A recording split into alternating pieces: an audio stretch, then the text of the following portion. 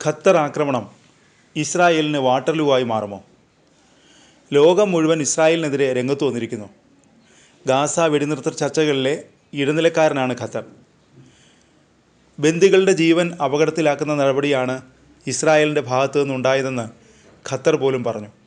നെതന്യാഹുവിനെതിരെ ഇസ്രായേലിലും ശക്തമായ പ്രതിഷേധമുയരുന്നു. അതിനിടെ നയതന്ത്ര തലത്തിൽ ശക്തമായ മുന്നേറ്റം നടത്താൻ ഒരുങ്ങുകയാണ് ഖത്തർ. ഖത്തർ പ്രധാനമന്ത്രി US സന്ദർശിക്കാൻ ഒരുങ്ങുന്നതായി റിപ്പോർട്ട്. വാഷിംഗ്ടണിൽ വെച്ച് അദ്ദേഹം US ഉന്നത ഉദ്യോഗസ്ഥരുമായി കൂടിക്കാഴ്ച നടത്തും. ഗസ വെടിനിർത്തൽ, ബന്ദിമോചനം, ഖത്തറിൽ ഹമാസിൻ്റെ ഉന്നതരുടെ നേർക്ക് ഇസ്രായേൽ നടത്തിയ ആക്രമണം എന്നിവയെല്ലാം ചർച്ചയിൽ വരുമെന്നാണ് മാധ്യമങ്ങൾ റിപ്പോർട്ട് ചെയ്യുന്നത്.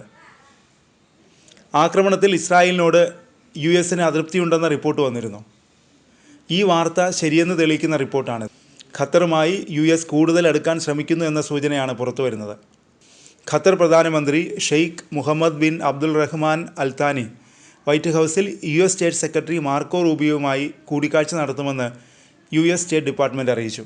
അൽ Thani US president Donald Trump, vice president JD Vance, വാഷിംഗ്ടണിന് വേണ്ടി ഗാസ ചർച്ചകൾക്ക് മേൽനോട്ടം വഹിക്കുന്ന വൈറ്റ് ഹൗസ് പ്രത്യേക പ്രതിനിധി സ്റ്റീവ് വിറ്റ്കോഫ് എന്നിവരുമായും കൂടിക്കാഴ്ച നടത്തുമെന്ന് പ്രമുഖ മാധ്യമങ്ങളായ പൊളിറ്റിക്കോയും ആക്സിയോസും റിപ്പോർട്ട് ചെയ്തു. ആക്രമണത്തിൽ ഇസ്രായേലിനെതിരെ ട്രംപ് വിമർശനം ഉന്നയിച്ചിരുന്നു.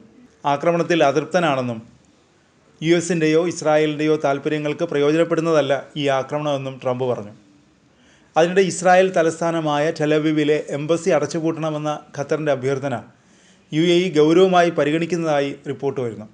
ഇസ്രായേലിനെതിരെ ഏകീകൃത നിലപാട് സ്വീകരിക്കാൻ ഖത്തർ ഗൾഫ് രാജ്യങ്ങളെ പ്രേരിപ്പിക്കുകയാണ്.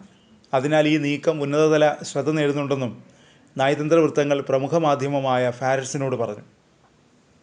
അബുദാബിയിലെ ഇസ്രായേൽ അംബാസഡർ യോസി ഷെല്ലിയുടെ മോശം പെരുമാറ്റത്തിൽ ഏറെക്കാലമായി ആ രാജ്യം കടുത്ത അതൃപ്തിയിലാണ്. ഈ സാഹചര്യത്തിൽ ഖത്തറിൻ്റെ അഭ്യർത്ഥന കൂടുതൽ പ്രാധാന്യമർഹിക്കുന്നു. ഹമാസ് നേതാക്കൾക്ക് ആതിഥേയത്വം വഹിക്കാൻ ഇസ്രായേലും US ഖത്തറിനോട് ആവശ്യപ്പെട്ടിരുന്നുവെന്നും ഖത്തർ വ്യക്തമാക്കുന്നു. ഈ സാഹചര്യത്തിൽ പ്രതികരണങ്ങൾ ഏകോപിപ്പിക്കുന്നതിനാണ് അറബ് ഇസ്ലാമിക് ഉച്ചകോടിക്ക് ഖത്തർ ഒരുങ്ങുന്നതെന്നാണ് മാധ്യമങ്ങൾ റിപ്പോർട്ട് ചെയ്യുന്നത്.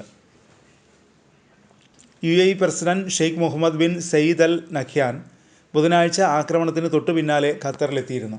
ഇസ്രായേൽ ആക്രമണത്തിനെതിരെ ശക്തമായ നയതന്ത്ര സമ്മർദ്ദം ചെലുത്താൻ ഖത്തർ ഗൾഫ് രാജ്യങ്ങളെ പ്രേരിപ്പിക്കുന്നതായും മാധ്യമ റിപ്പോർട്ടുകൾ പറയുന്നു. കഴിഞ്ഞ കുറേ കാലമായി തലവേദന സൃഷ്ടിക്കുന്ന ഇസ്രായേൽ അംബാസഡറെ അബുദാബി പുറത്താക്കിയേക്കുമെന്ന് റിപ്പോർട്ടുകൾ പറയുന്നു.